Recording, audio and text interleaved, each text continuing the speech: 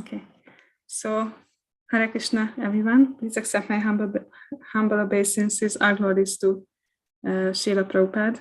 Our glories to Guru Maharaj. So today's verse. Today's verse is Srimad Bhagavatam, Canto 11, Chapter 9, 27th verse. Om Namo Bhagavate Vasudevaya. Om Namo Bhagavate Vasudevaya. Om Namo Bhagavate Vasudevaya. So I'm sorry. I usually like to chant with some melody, but this was too long for me, so I will just read the verse. Jivaikatomum apakarshati karhitarsha Shishno nyatastvag udaram shravanam kutaschit. Grano nyatas chapaladrik kvacha karma shaktir. Bhavya sapatnya iva gihapatim lunanti. Translation. A man who has many wives is constantly harassed by them. He is responsible for their maintenance, and thus all the ladies constantly pull him in different directions, each struggling for her self-interest. Similarly, the material senses harass the conditioned soul, pulling him in many different directions at once. On one side, the tongue is pulling him to arrange tasty food. Then thirst drags him to get a suitable drink. Simultaneously, the sex organs clamor for satisfaction, and the sense of touch demands soft, sensuous objects. The belly harasses him until it is filled. The ears demand to hear pleasing sounds.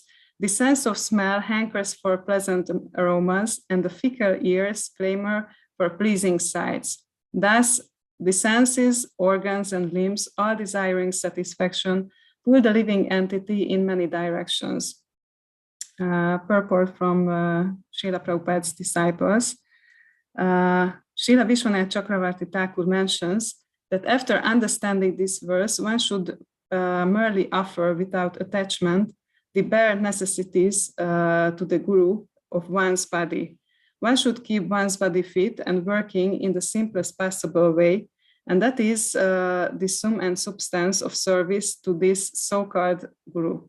If one desires to faithfully serve the body, one should consider that the body pulls the consciousness of the conditioned soul in many ways at once, and thus, for the servant of the body, there is no possibility of understanding God or even becoming peaceful. Om Jnanati Mirandasya Gyananjana Shalakaya Chakshuram Militam Yena Tasmai Shri Gurave Namaha.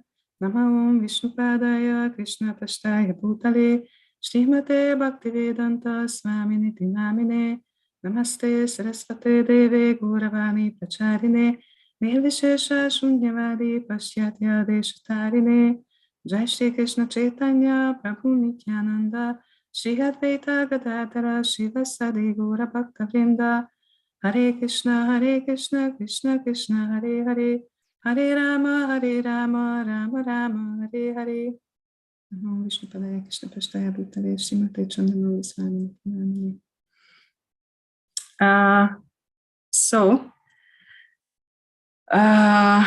This is a very interesting verse, which actually very not so nicely describes our situation, how much we are the servant of the senses. And this is very much connected with the different modes of nature. And first, I would like to quote two verses connected to this from Bhagavad-Gita. One is when Krishna says that the spirit soul, bewildered by the influence of false ego, thinks himself the doer of activities that are actually carried out by the three modes of material nature. And the other, it's also about the material modes of nature, that sometimes the mode of goodness becomes prominent, defeating the modes of passion and ignorance. O son of Bharata, sometimes the mode of passion defeats goodness and ignorance, and at other times ignorance defeats goodness and passion. In this way, there is always competition for supremacy. So these two verses together say something very interesting, that we are, everything in this material nature is the different combinations of the modes of nature, and these interactions result different type of things, and we in this living body, I mean not we, but this body is also the result of these interactions of the modes of nature. And while we live our lives, we are looking for some compatible combinations of the modes of nature. And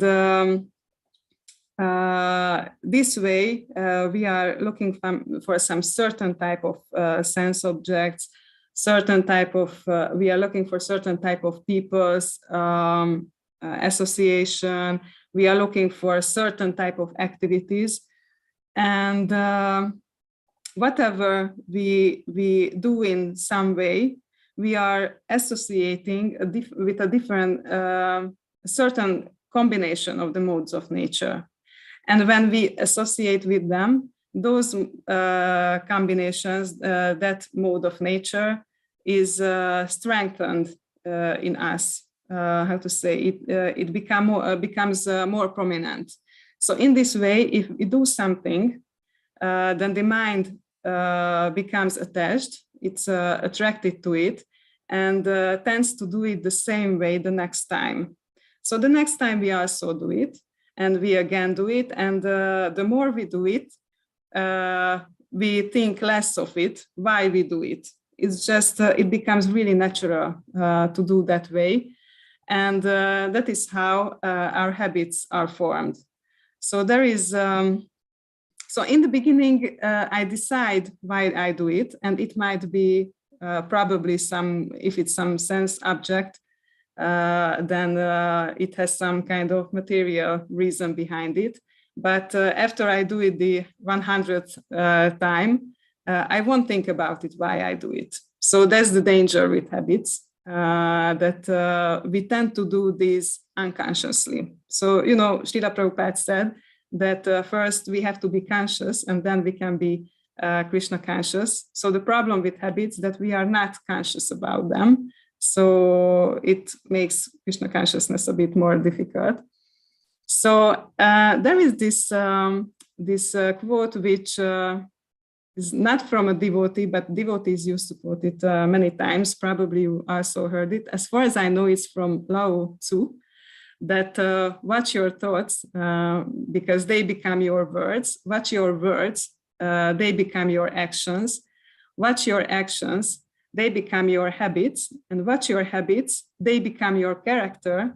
And watch your character, it becomes your destiny. And I was thinking about it for some time, and I would add something to the beginning, because when it says that watch your thoughts, it's sort of like, meditation, but there is something before that, and that is desire. So watch your desire, because those will become your thoughts. So everything comes from desire. And we know that when we act, we are not actually the doers, but the modes of nature are doing things. But we also know that we have free will. So how does this come together? Because it will be important in how we deal with these habits, which are sometimes conscious, sometimes not so conscious. So we have free will because we have free desires. We are free to desire whatever we want. And desires, when they become more and more intensified, when we have the qualification to get it, which is usually karma, then we can get it. So when we want to deal with habits, it's also a matter of desire. But maybe you experience, I certainly experienced it, that, oh, I would like to get up much, much earlier. It would be so nice to go for Mangala, and somehow it doesn't happen. And I just desire, but somehow it doesn't happen because I don't do the necessary effort to achieve it. And it's nice to think about how much effort is important and what is the role, because everything happens from the approval of Krishna.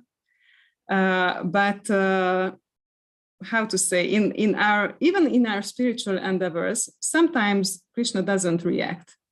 I would like to go for Mangala. I'm sure Krishna also would like for me to go to Mangala, but still I don't go for Mangala. So what happens in this case? In this case, what happens that I don't do the necessary endeavor, which is a message to Krishna, because endeavor is desire intensified. So when I really have a strong desire, then I want to do something to achieve it. And I want to show Krishna that I would really like to do it. And by showing Krishna that I really have a strong desire to be in his association, with his deity form in Mangala, in the temple, so he will give his permission, his support. But usually it doesn't happen if I don't do my part. Sometimes it happens in our family that, we are sitting down, we have a lunch together, the family, my parents and my brother. And sometimes my brother, many times actually, he has his phone with him and, just pushes the buttons, sometimes a little bit laughing at messages or something which he sees. And, sometimes we even discuss that it would be nice to go together, spend some quality time together, have some travel or something. And he also seems to be interested, but, we are speaking of spending the time together, but he doesn't spend the time together actually. So there are two messages. His words say that, yeah, let's spend time together, but his actions say something different, that, yeah, I'm with you now, but I actually want to be with my friends online or something like that. So that's what we do with Krishna, that there is this desire that, yeah, it would be nice to have a higher taste. It would be nice to get up early, to have more rounds during the day, but we are not so serious about the desire that we could do the effort. Sometimes we do. So when there is proper effort, then Krishna used to reciprocate and give his mercy.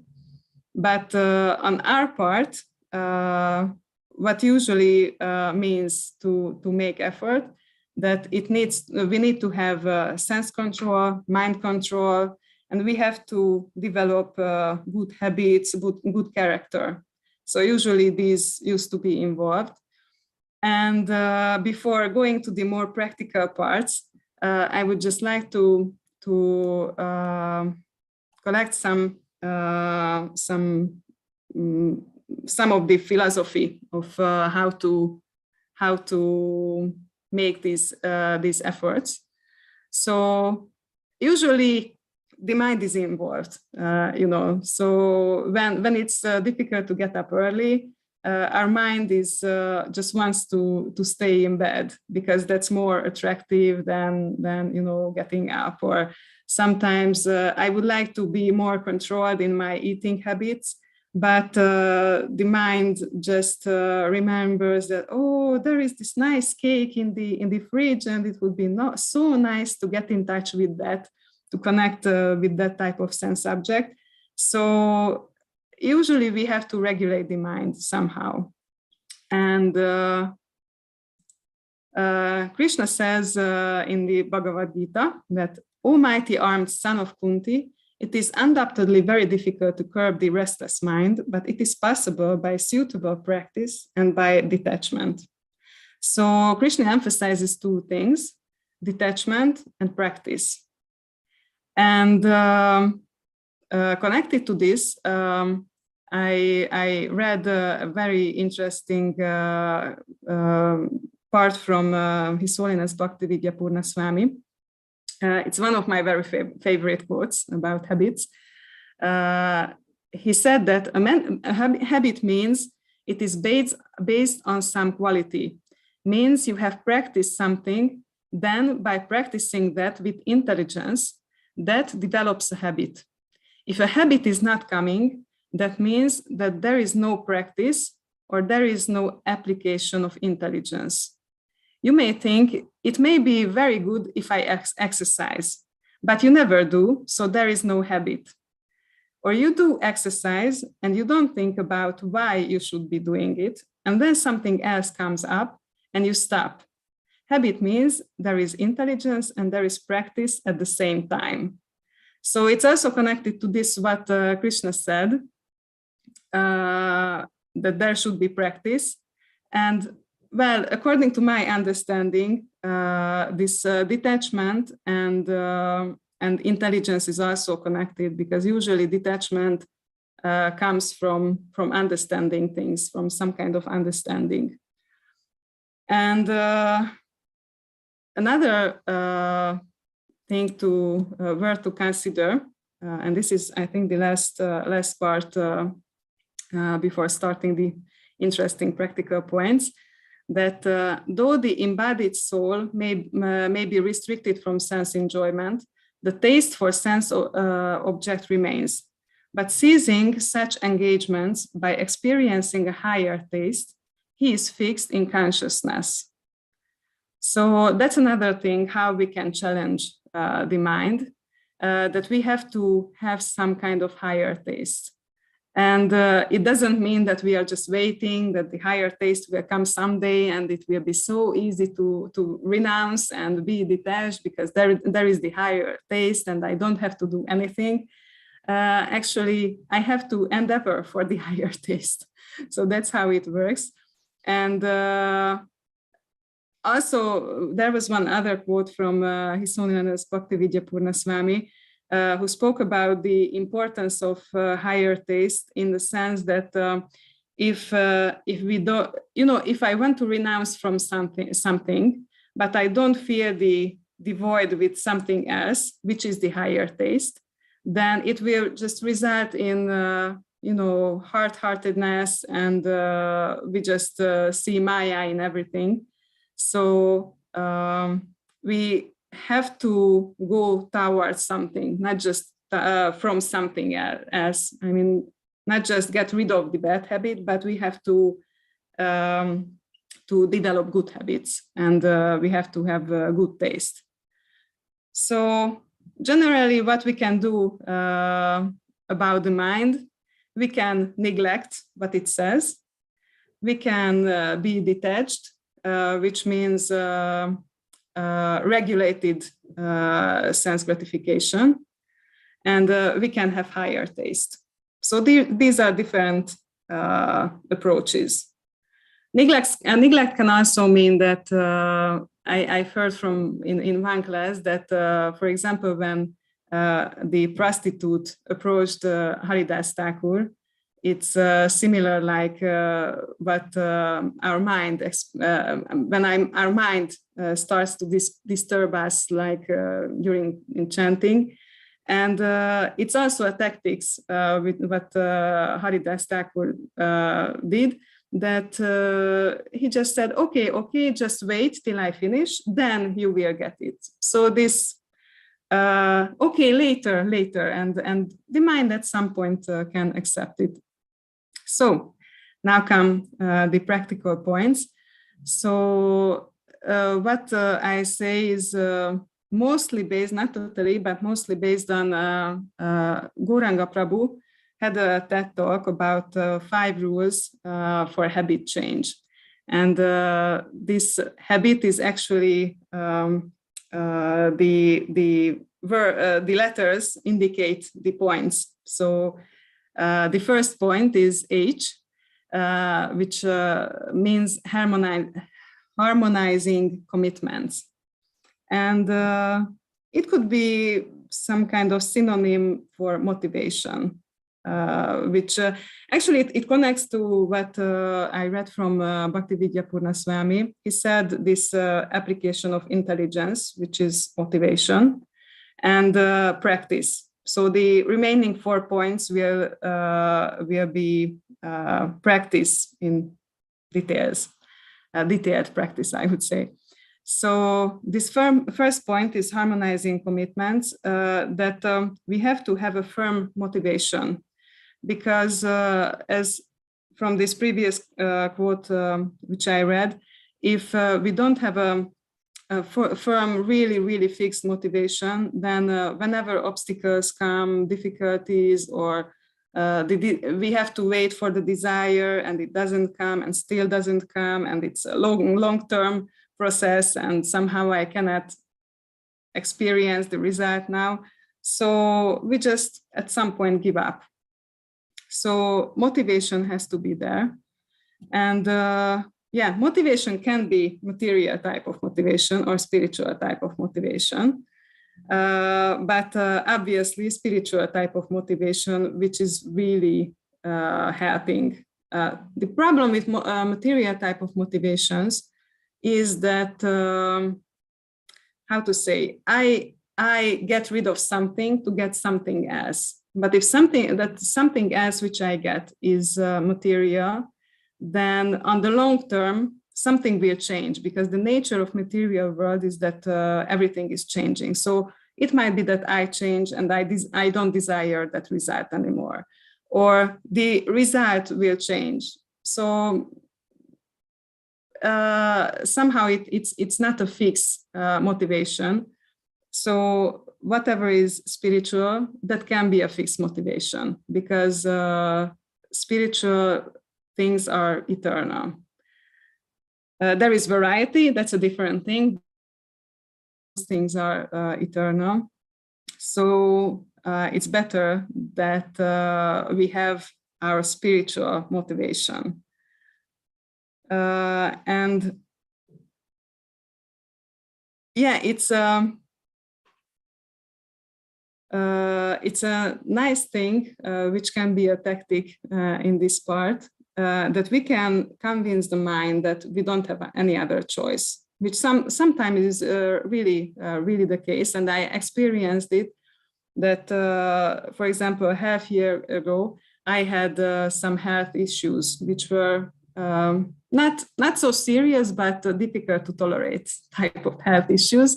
And the doctors couldn't determine the cause. And at some point, I went to an Ayurvedic doctor, and he told me that I have to do an Ayurvedic diet, which was really tough diet. But, I could understand that I have to try it because I have no other choice. So I can live my life in a way that I cannot properly breathe anymore, or I regulate my eating. So it was a really strong motivation that, okay, I cannot do not doing the diet. So if we can convince the mind that this is the only option, then it can be great help. And so yeah, as I mentioned before, making efforts on the long term is all the time difficult. It's tiring. There are difficulties, challenges, obstacles, and if we have a really firm motivation, then we can challenge all these difficulties. I heard this saying that I can resist anything except temptation. so to have some kind of armor against temptation. And we can see that Krishna also applies this the good news is that while we are doing the endeavors, so we can get some extra motivation because, for example, I want to be regulated in my eating, and I start it, and after 2 weeks, 3 weeks, 4 weeks, I experience some result that, oh, I became lighter, it's easier to move, I can move better in kirtans or something like that. And it gives some extra motivation. Okay, it works out, so I get some taste. So during the process, we can experience some taste. And this is what I referred, that Krishna also uses this in our spiritual lives, that, sometimes even as a beginner, we can experience some kind of ecstasy, some kind of taste, which helps us staying inspired.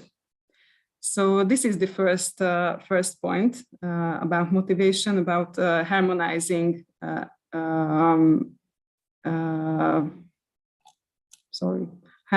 commitments. So the second, from habit, H, not H, A goes for accountability, which means that it means three things actually. That whatever is we are doing, it can be measured, and we are accountable for it, and it can be corrected. So we got to the idea of sadhana sheets, that these show us something of how seriously we practice our Krishna consciousness. But for example, if we are endeavoring for better daily schedule, like when I get up, when I chant my rounds, when I go to sleep. So it's a nice way that I measure these, because this way we can be conscious about how we are doing things. So it's also a great help if there is someone whom we can share it with, because I experienced this a few years ago when Guru Maharaj asked to send a sadhana sheet to him. It was, how to say, a really, really powerful force to do it properly, because when he sees how much I'm not doing it right or something like that, it really felt bad. For the fourth ego, obviously, I'm not a pure devotee, but then suddenly my sadhana became much better. At some point, he didn't accept it, expected us to send it to him. So I didn't have to send a sadhana sheet to anyone, and somehow my sadhana started to become worse. And at some point, because I also have a mentor, and we decided that, okay, I will send the sadhana sheet, and somehow again, I started to take it more seriously.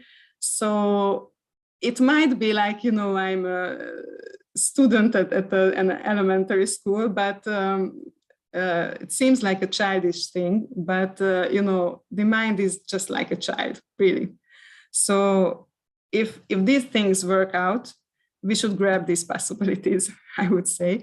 So it's a chance that we can take important things more seriously. And I've heard one interesting thing from it's a motivational speaker, Simon Sinek. He spoke about there is a field of study, this game theory. And one scholar, Dr. James Cars, he defined two types of games. And I found it really relevant here, both in this point and in the next point. So there are finite type of games, and there are infinite type of games. And the finite type of games have certain rules, like all the players are known, and the rules are known by everybody. So there are certain rules. and everybody agreed upon the goal. So sports are like this, football games, there is beginning, middle, and there is someone usually who wins the game, who loses the game. And so it's quite clear. And there are other type of games too, which are the infinite type of games. And it's different because in this case, there are known players and there are unknown players. Unknown players mean that there are others who can join the game anytime, and the rules are always changing. Everybody plays the way they want, and the goal is not winning or losing, but staying in the game as long as possible. And business is like this. And it was very interesting. I was trying to come up with an example showing what is the difference between the two. And I made this mistake that I thought something to be a finite type of game, and instead it is an infinite type. Because I thought that, okay, for example, if I want to lose 10 kilograms, there is a definite goal, I'll achieve it and that's it. And if my goal is to have regulated eating, that's the infinite type of game. But the problem is that in case of losing 10 kilograms, there is no certain time interval when I should achieve it. Okay, I just come up with a deadline, but even if I achieve it, it's not that I just achieved it, because I have to maintain it. So that's different. So it's also an infinite type of game. So why I bring it up here? Because at this point, I think it's not so clear. Because if we want to measure things, it's important how we measure things. And in case of finite type of games, in finite approach, we just measure a moment that in that half an hour, I could achieve my goal, and that's it. I have nothing to do with that anymore. And it's okay that I just measure at that one certain point. But, and the only thing which matters is that I achieved the goal, and doesn't matter what happens afterwards. But in case of infinite type of games, we want to measure how much we grow, how we achieved that goal. And this is really important because if we want to be in the mode of goodness and even above that, then we have to think long term, and we have to think in a way how we can maintain things. And that's more likely the infinite type of games. So it's one thing that, okay, every day I just write down what I achieved, how much I read, how much I chanted when I got up, how much service I did. But we have to measure different type of things too. And also there are some unexpected situations, like there is Janmashtami, and I won't go to sleep till, I don't know, 8 o'clock, 9 o'clock, or 10 o'clock, because there is an arati at midnight, and we want to participate in celebrating the Lord. So this kind of situation come up.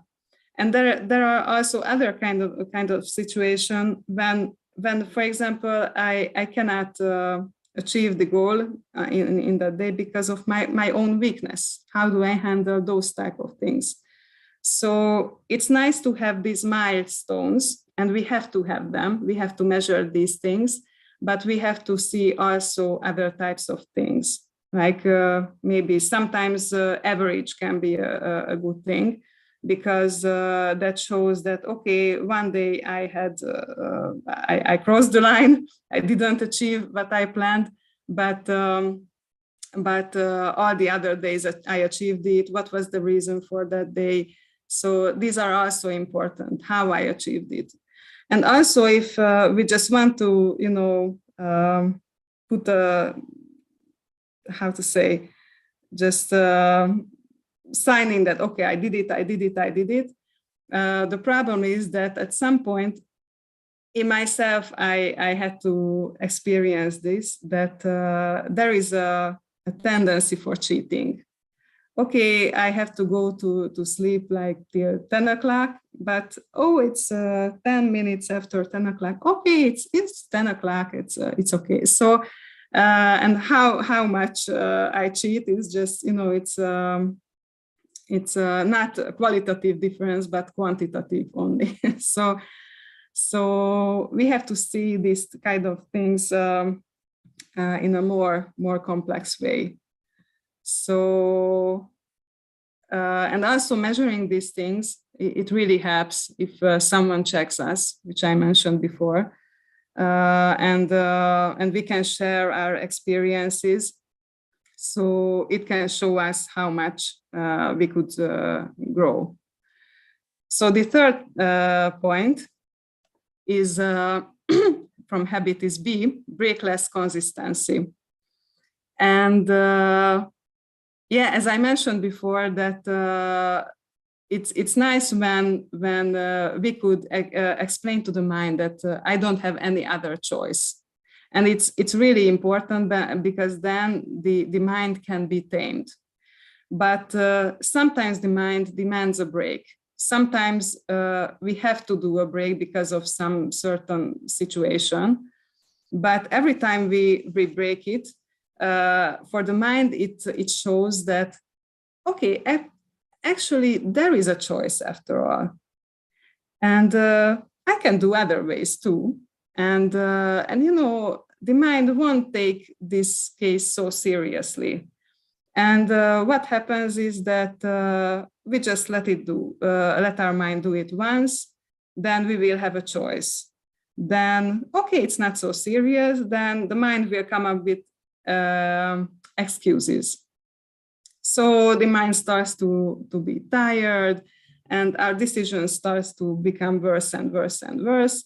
And in the end, our transformation just stops.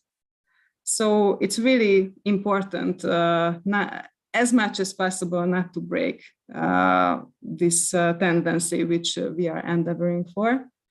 And yeah, there might be different situations, and sometimes, as I mentioned, some how to say legal type of excuse we have, like Jamashtami. Sometimes we have our own weaknesses, but even in that case, also we come back to this finite and infinite type of game. Even if I didn't achieve my goal, it's not just, oh, today I didn't achieve my goal. It's also important how much I didn't achieve my goal. For example, okay, I couldn't go to sleep till 9 o'clock. It really matters that if it's not 9 o'clock, it will be 10 o'clock or 11 o'clock or midnight or 1 o'clock in the morning. Because in case of, just telling that, okay, I didn't achieve my goal, is just one thing, but it really matters how much I didn't achieve it. And another example, just from last weekend, we had a Panihati festival here in Hungary, and we had a big feast in the evening. And I just came home, and I was a little bit frustrated for some reason, and I have this tendency of this stress eating. And anyway, I already ate so much. What does it matter? One bag of chips or something like that. But then I just realized that, oh, okay, I will speak about this. I really have to practice this this thing. So it just helped me that, okay, it really matters. There was one feast, but I don't want to eat that another bag of chips or something else. So don't let the mind to just grab these weaknesses. There are weaknesses, and we have to be strict, but also don't punish ourselves. So it's very, very important how we handle our weaknesses. So the fourth point is incremental improvement. So transformation doesn't happen in 1 day or 2 days. So it happens usually on it's a long-term process. But we are really not used to it lately because, we push the button and one thing to do is managed. We push another button and we get what we want and whatever, just, clicking on internet and everything is done. But really important things are not achieved like that. So character development is something different, and anything which is worth doing, worth achieving, it requires some kind of sacrifice, and it requires time, and we have to be patient. This is really important, and I've heard one story showing this, that there was a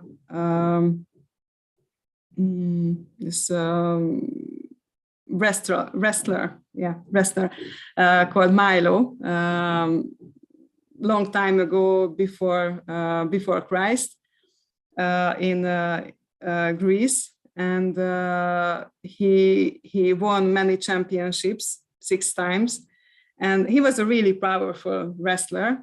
And according to this story, actually, when he was young, in his neighborhood, one calf born one day. And he went there and just lifted this calf. And the next day, he again went to this neighbor and again lifted the calf. And the next day, again and again and again. And he did it for 4 years, actually. And each day he lifted the calf. But, the calf became a big bull at some point. And in the end, he didn't lift a small calf, but a big bull.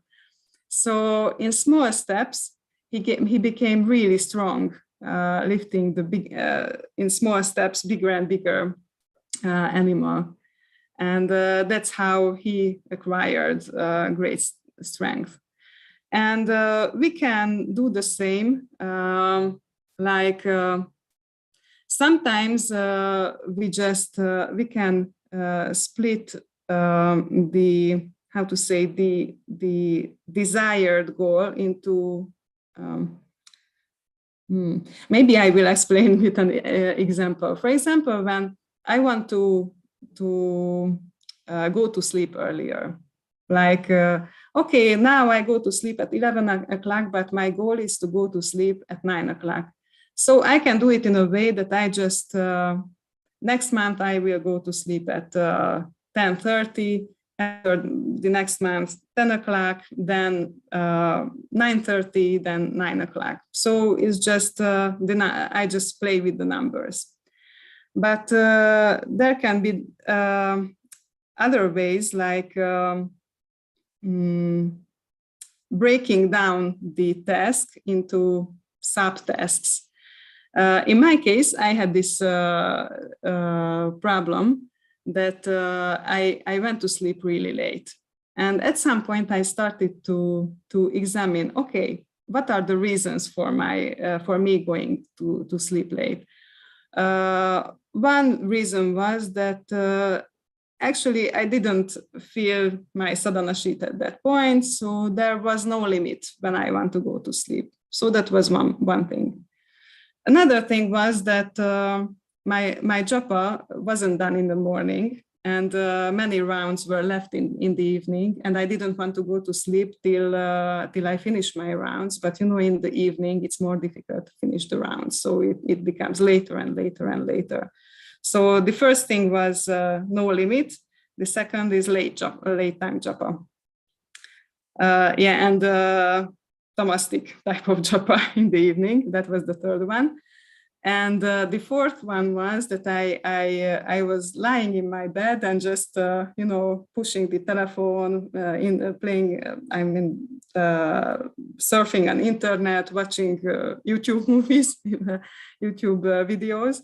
So these 4 things just became one big problem. So I could break down actually this to these subtasks, and I could deal with them separately. And one thing was that, okay, I just make a limit when I want to go to sleep. That's for the first one. For the second was that, okay, my japa is left to the evening. So solution that in my sadhana sheet, which I started to feel at that point. So into my sadhana sheet, one point was that, okay, I have to chant like 6 rounds, 8 rounds till noon. So then, even in the worst case scenario, I have like 8 rounds in the evening. But to have some endeavor that part of that also happens in the afternoon, or better, all of that. So dealing with that sub task also separately. And the last point about the telephone, I just saw an interesting idea that there is no reason actually why we should sleep in the same room with my phone. So actually we can do that. We just leave the phone in one room and go to sleep to the other room. And the mind comes with the excuses that, oh no, but that is my alarm clock. But when I heard this idea, it's the same for me. I also need an alarm clock, and my phone is perfect for that. And the speaker said that just buy an alarm clock. It's really cheap. It's not an expensive thing. And I was like, wow, this really works out. And then my mind came, but what if the battery goes off and I won't be able to get up? So, but at that point, I was in another type of mentality, how to solve the problem. So I just realized that, okay, I need an alarm clock which can work from battery, but also I can plug it into electricity. So now I have an alarm clock, and the telephone is not with me, so I don't have anything to press and surf internet or anything. And gradually I experienced that, okay, it became better and better. So and also if we have these milestones, which I mentioned, that we solve part of the problem, then we will have some small successes which will feed further growth. So that's also nice. And the last point, the fifth one from habit, is T, which is for trigger.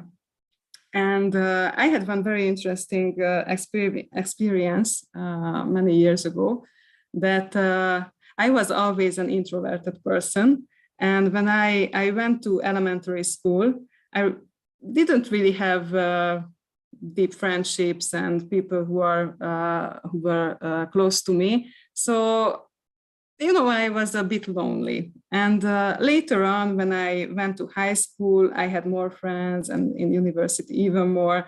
And so I'm still an introvert, but I became more and more open. And at some point, we had a class reunion in elementary school. And, my fourth ego just came with, oh, okay, now I will show them how much I changed and how much open I became, and went to the class reunion. And I just I was surprised to experience that everything became the same, like when I was in elementary school, because, the circumstances were the same. Everybody was the same, and I reacted the same way to the same people. And because the triggers were the same, like when elementary school. So I had different triggers in elementary school, in high school, in university. So if we start to make some kind of transformation in ourselves, if we have to deal with the same triggers which we had previously, we might react the same way. So we have to arrange our circumstances. And triggers can be different kind of things, like a certain time, and it can be a certain how to say, surroundings, circumstances. Like, you know, it's kind of like a trigger when we go to the temple. The temple is a totally different, how to say it, you can feel how clean it is, how transcendental it is, and because of this, we behave differently than we behave at home. So our surroundings can be trigger, and different events can be triggers, and different feelings can be triggers also. Like I mentioned this stress eating previously. So if I try to be more regulated in my eating, but whenever I have bad feelings and I'm sad or lonely or angry or something like that, the same feeling comes that, okay, I have to eat. So it's worth somehow arranging these triggers, that we don't have to meet with these bad kind of triggers, how to say it. So because our mind very much likes, you know, these known ways. And as I mentioned, that when it comes to habits, we are not so conscious about why we are doing things, and it's just within an instant we react in a not so desired way. And okay, I think I just to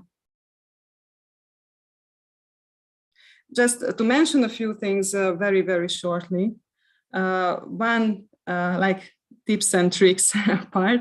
So it's not part of these 5 points, but one strategy also can be that when we have a bad habit, instead of getting rid of the bad habit, we can also endeavor for developing a good habit, which is not possible at the same time with the bad habit. So I've heard a few examples, like, for example, if we have a tendency to criticize others, it's nice to convert it into another thing, like a curiosity, that, okay, this person did this thing and it's not so nice, but I'm curious why he did it. And, you know, the way of thinking changes. And if I just find something out, or if I start to think about this, why this might have happened, then it can just get rid of the criticizing part. So it's also a possibility. And I really would like to emphasize the importance of association, because association can lift us up to higher modes of nature, to spiritual, I mean, Shuddha Sattva. Good association can inspire us. We see the results. We see that it's possible what we are endeavoring for. Good association can reinforce our faith. Good association, devotees, senior devotees can give guidance. They can account us, or how they say it in English. So we have to, we show them what we are dealing with, and they can check on us, or they can give mercy, they can pray for us.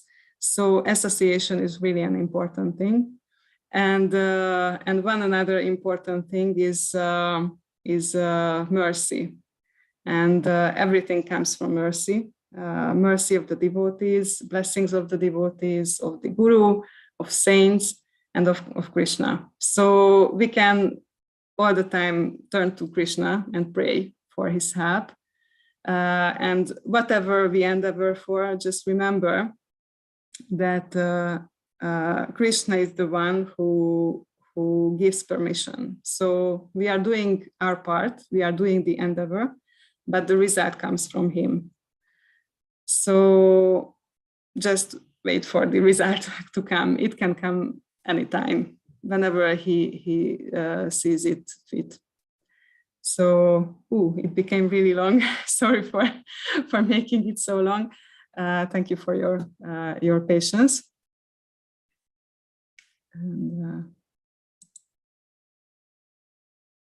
yeah.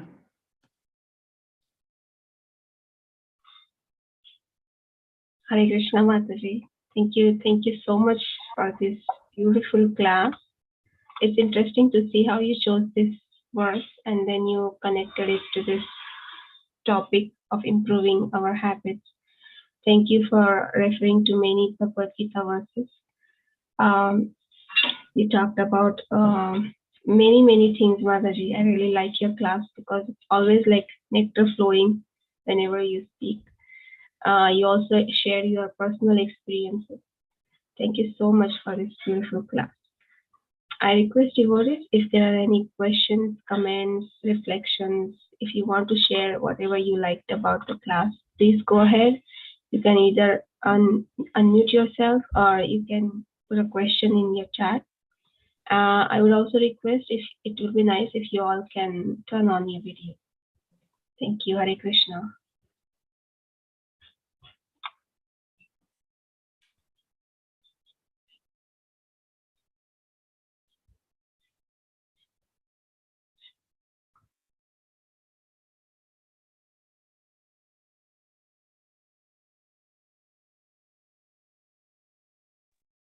Yes, Devanand Pandit Prabhuji, please go ahead. Hare Krishna. Thank you, Mataji. Please accept my humble obeisances. All glories to Srila Prabhupada, all glories to Srila Gurudeva. Hare Krishna. In my opinion, Hare Krishna. In my opinion, it is very bold to talk about habits in our society. Thank you. You're right. Habits make this world go round. And the main habit, it seems to me, is the habit to getting married. In early 90s I saw one movie which in our cinemas called The Habit of Getting Married. Yes. One day we were standing on the street with my friend, one devotee, and the wedding cortege was passing by us, and the cars was beeping loudly, beep, beep, beep, beep, and my friend shouted loud, "Welcome to the well of the material world." And the beginning of my Krishna consciousness, I became addicted to kirtans. Became addicted to kirtans, and I thought that my old habit to listen to rock music will never back. But first senior devotees, then Guru Maharaja, said to me that the higher test will not immediately be prominent, predominant. This is not a cheap sin. And so it happened. I began to listen to rock and pop music, and to listen less of kirtans. And now I feel myself better. I feel myself more happy. What do you think? What is more important, to do right things, or to be happy in this life?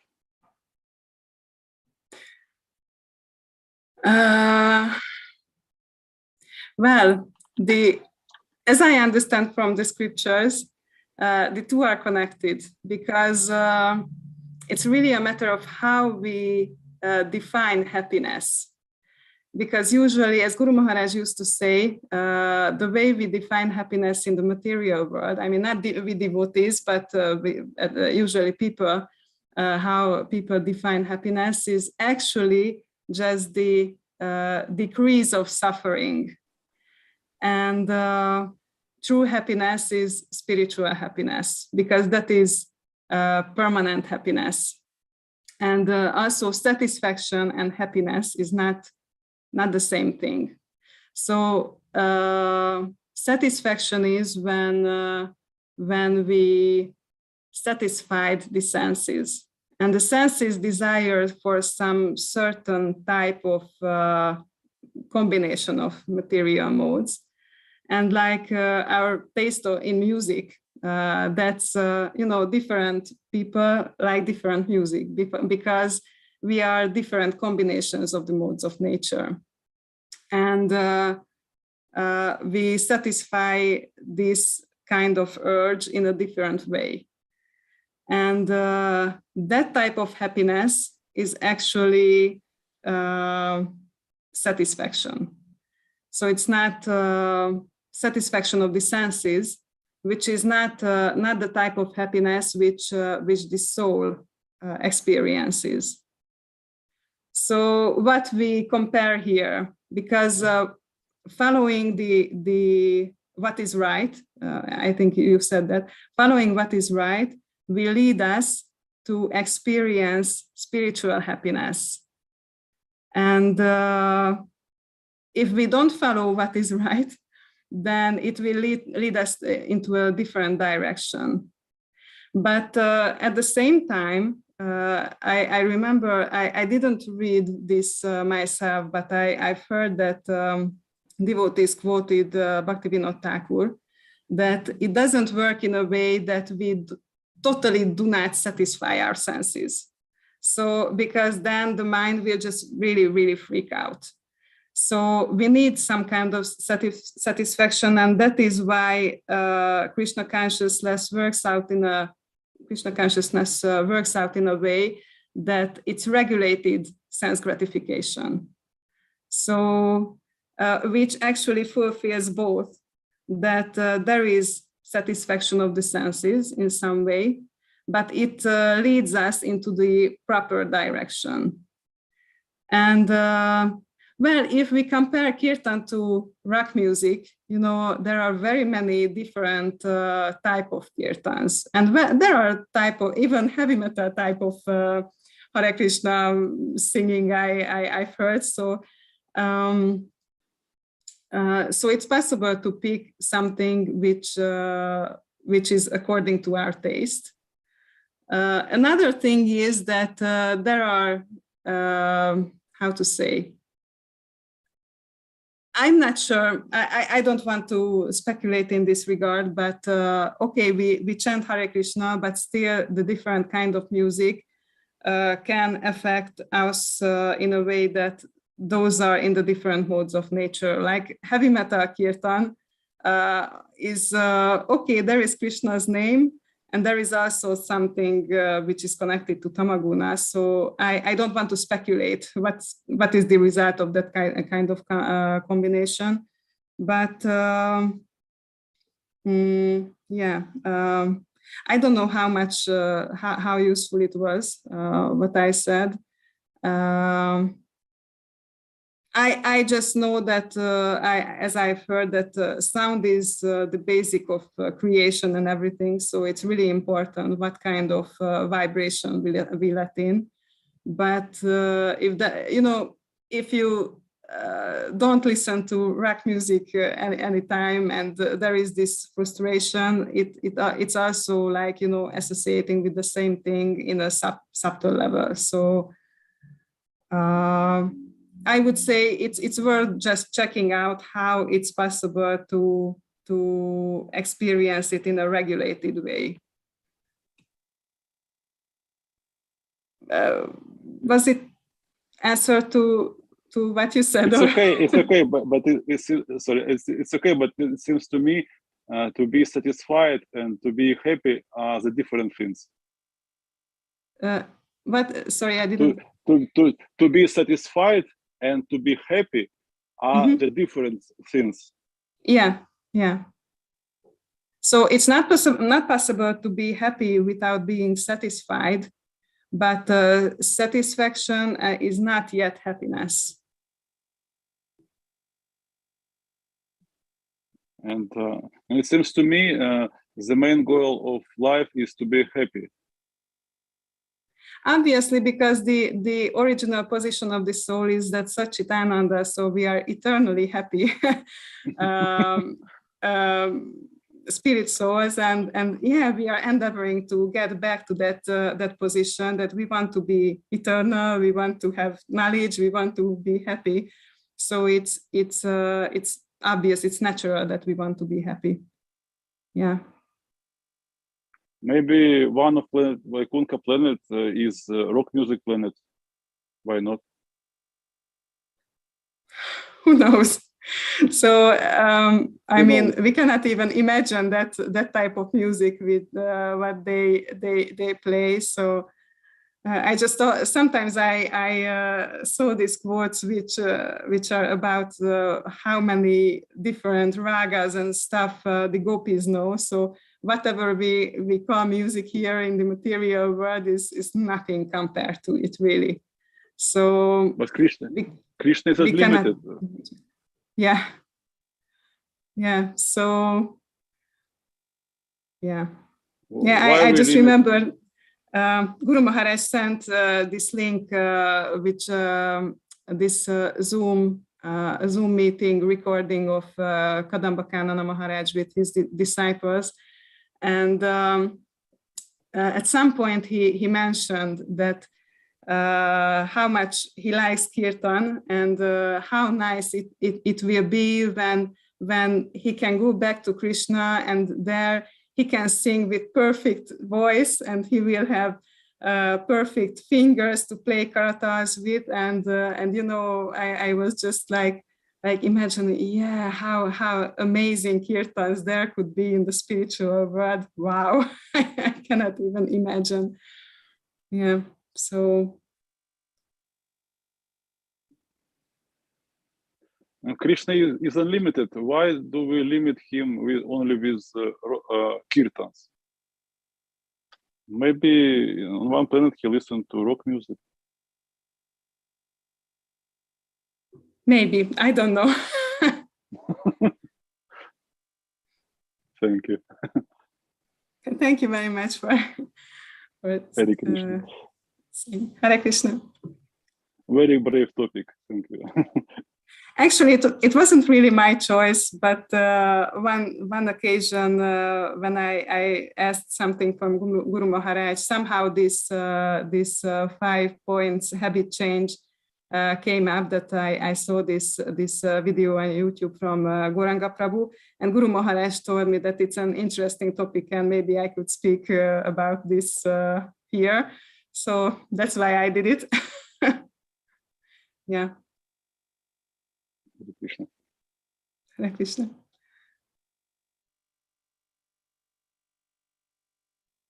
Thank you, Prabhuji. Namrata Mataji, please go ahead. Hare Krishna. Yes, Mataji. Yes, Mataji, can you continue? Maybe we'll be able to hear more. Can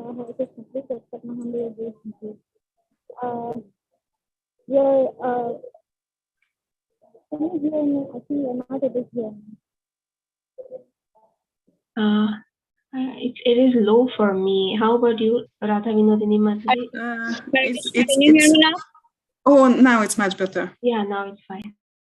Okay. Okay. So the class was wonderful. I think I really have to hear it again. There were a lot of points which were covered, and I think grabbing it at one time, I have to hear it again. It was a wonderful class, though. One thing I just missed, I guess, you said that when my mind is disturbed, you said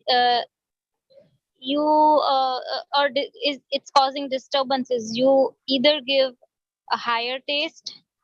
The second thing was you neglect it, and the third thing I'm not able to recollect. Can you please? Yeah, the first was neglecting or postponing the thing. That was that's something similar. The second was being detached or regulated sense gratification, and the third one was higher taste. Higher taste. Okay. So these were Thank the you. three. That was interesting. Of course, generally, I feel giving a higher taste is good to give to be fixed more. But then again, sometimes it depends on the situations, that if it's possible to neglect or get detached, sometimes that things also work. So, but usually, I think that the better and long-term solution is to give the higher taste. That is what I feel.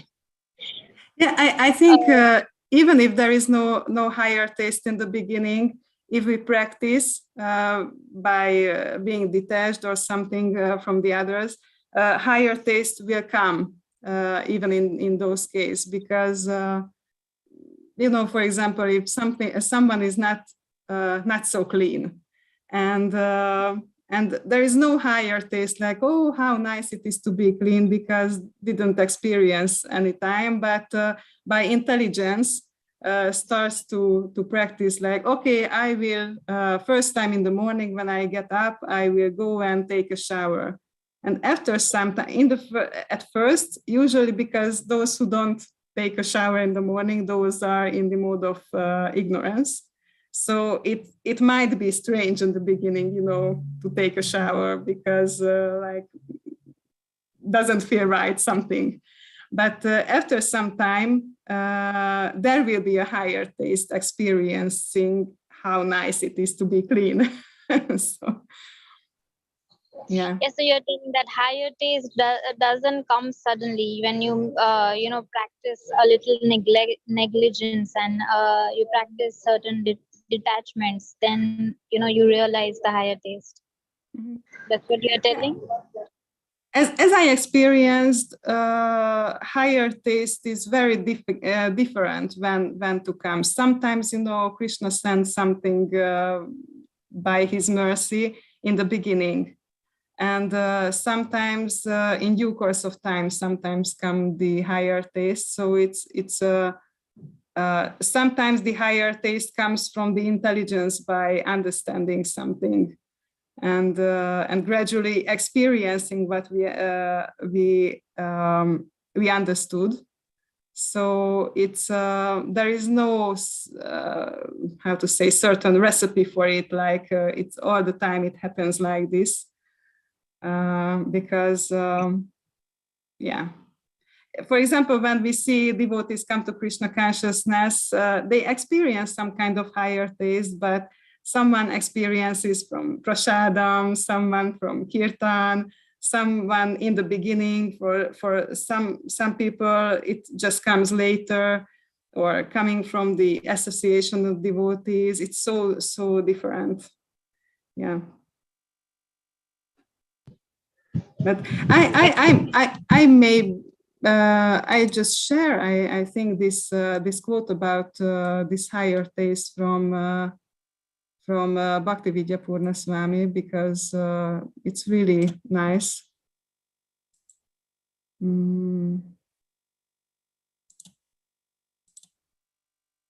So here it is, that the whole idea is that the giving up of something here is because of the higher taste.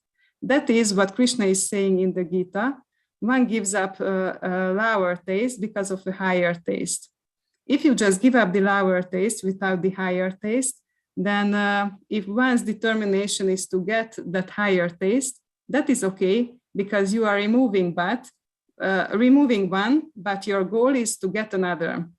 But if you are just removing the one and not cultivating the other, then you will be stuck, because you have given up taste, but you haven't actually developed spiritual taste. So I think it's really important here that when we give up something, we also give up a taste. That's also a taste. So, yeah. That will make the heart very hard. You won't be able to relate or identify with other living entities in their feelings, their needs, and their endeavors. It will just all be Maya because you don't have spiritual taste. So you wouldn't know if it is spiritual or not. So to you, therefore, any kind of qualities of attachment are bad. So Krishna consciousness is nice, not because Maya is bad. Krishna consciousness is nice because Krishna consciousness is nice. The only reason that we discuss Maya and that it is not so great is only because we are attached to Maya. That's all. That is the only reason.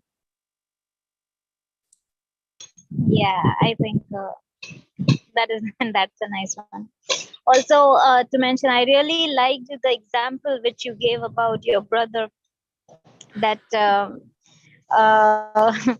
we agree that okay, we want to take part in such and such activities, but we are not actually present, or we are not actually serious about it.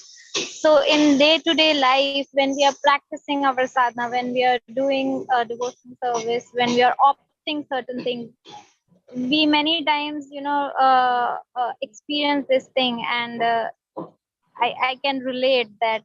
So it was a really nice example, and I think it will help me to contemplate that I am taking part, but actually, am I serious? Otherwise, it's not going to work out.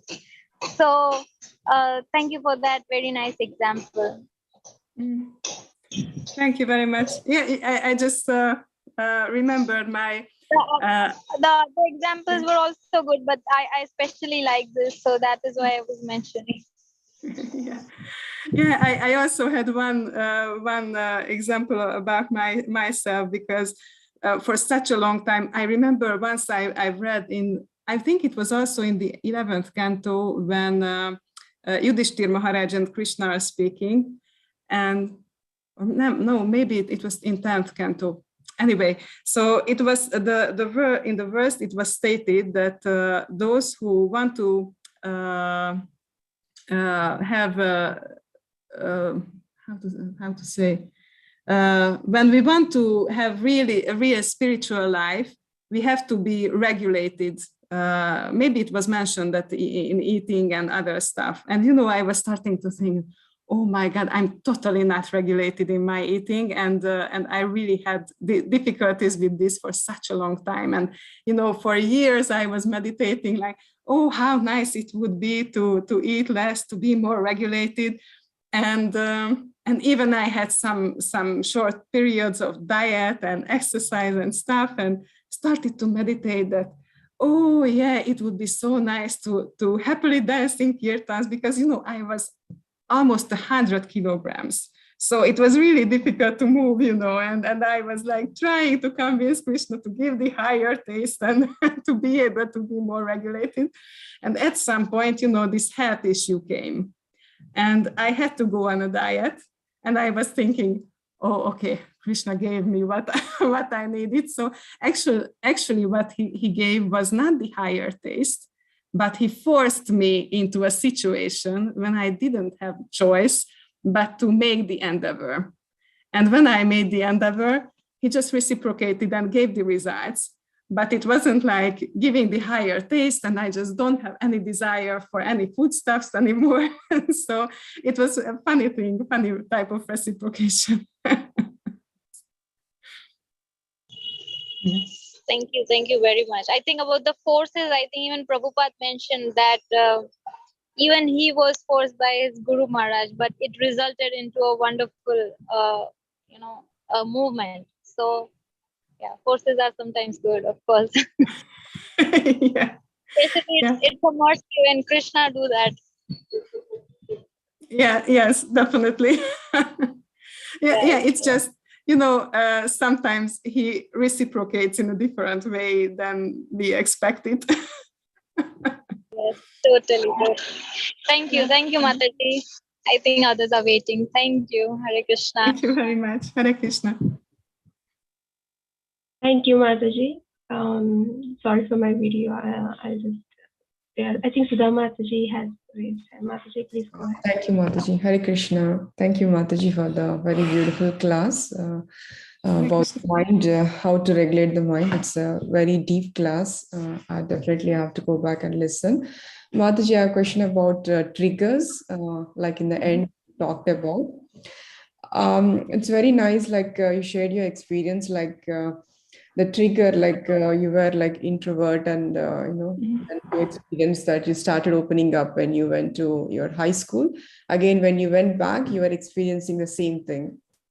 So how should we understand, like it's association or like, so it's my understanding it's not like you are introvert, it's like association that is giving you making you introvert. Like how should we? Well, it was in a sense just an example, this situation. But in this situation, what happened that I'm an introvert type. It didn't change. So now, if I'm put in a totally among strangers, I just sit down and just don't say a word. That's how I react. So when I came to Krishna consciousness, it took me 3 to 4 years to develop some friendships, because for me it goes on slowly.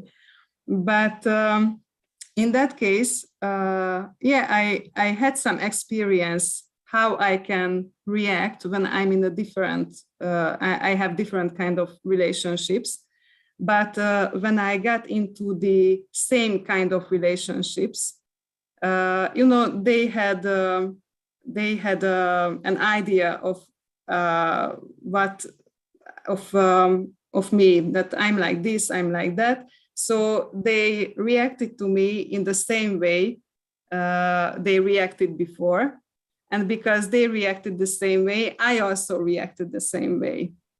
And here, this was actually the message, that because they reacted the same way, I also reacted the same way. So if the circumstances are the same, the reactions are the same, or can be the same, if we are not so conscious about changing these reactions.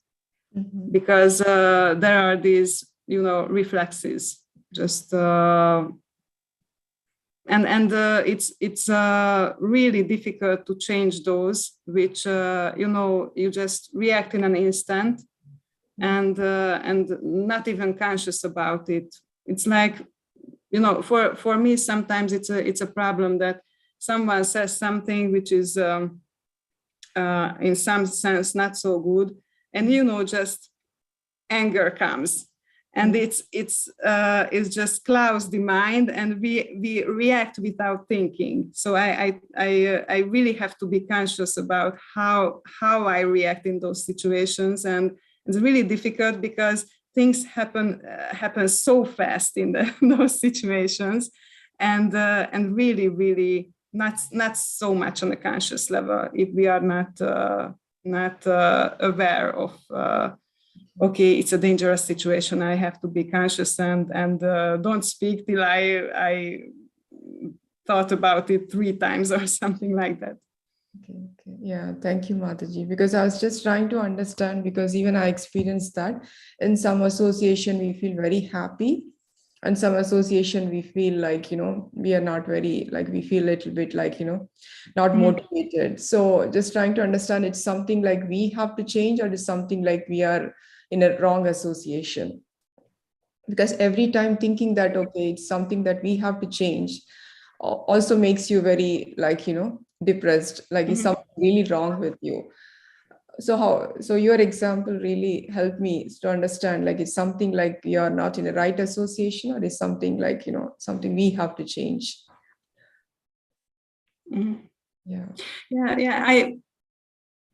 There are many kinds of situations, so I would say that every situation is different, but yeah, sometimes. So I wouldn't say a certain algorithm for that, because it happens that the association is not so favorable. Well, in this case, weren't devotees, so they will be the same. I won't be able to change them, and it's actually, for me, it's not a goal to associate with them. It was just an interesting experience because my ego desired so much to show that, okay, I am better than I was before. and that's why I just remember it still.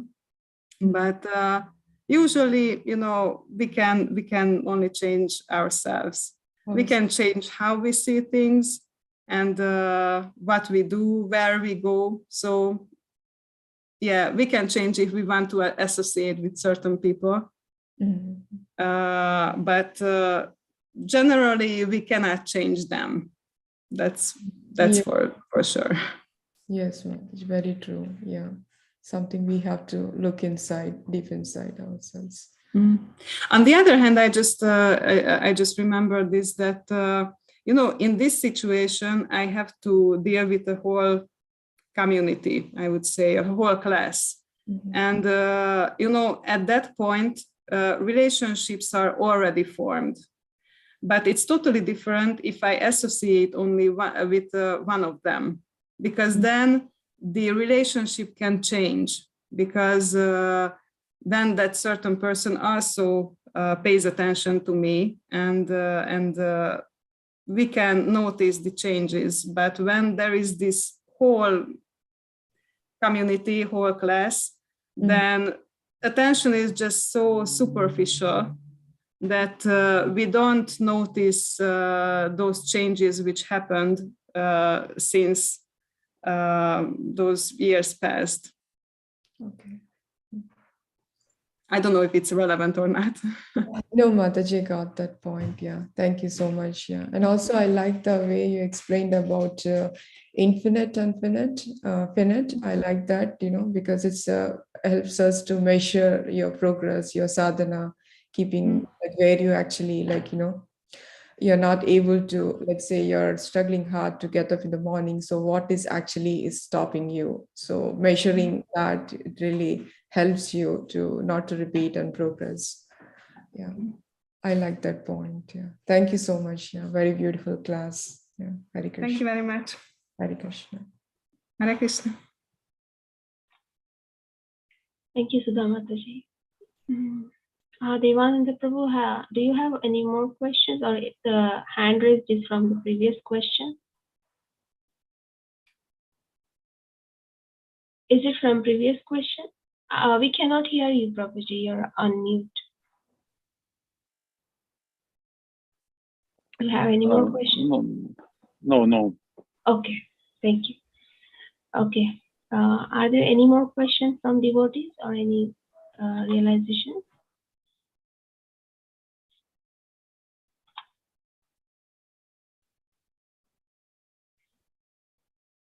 Okay, Mataji, I don't see any questions, comments. Samrita Mataji has shared, and again, appreciated that. Thank you for the wonderful class, and she will look forward for more of your classes. Even I will look forward to more of your classes.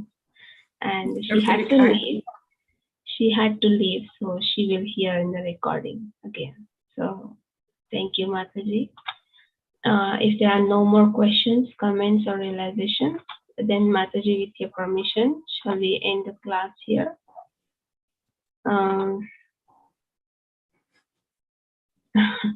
Devananda Prabhu has commented that one of his favorite songs is called Old Habits Die Hard.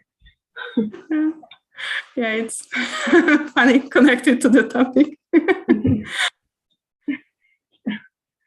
So Mataji, I really thank you once again for this beautiful class. It is really, really helpful. I mean, especially for me. I thought the class was especially for me, because it is so difficult to come out of some old habits and perform our sadhana strongly. So thank you so much for this class.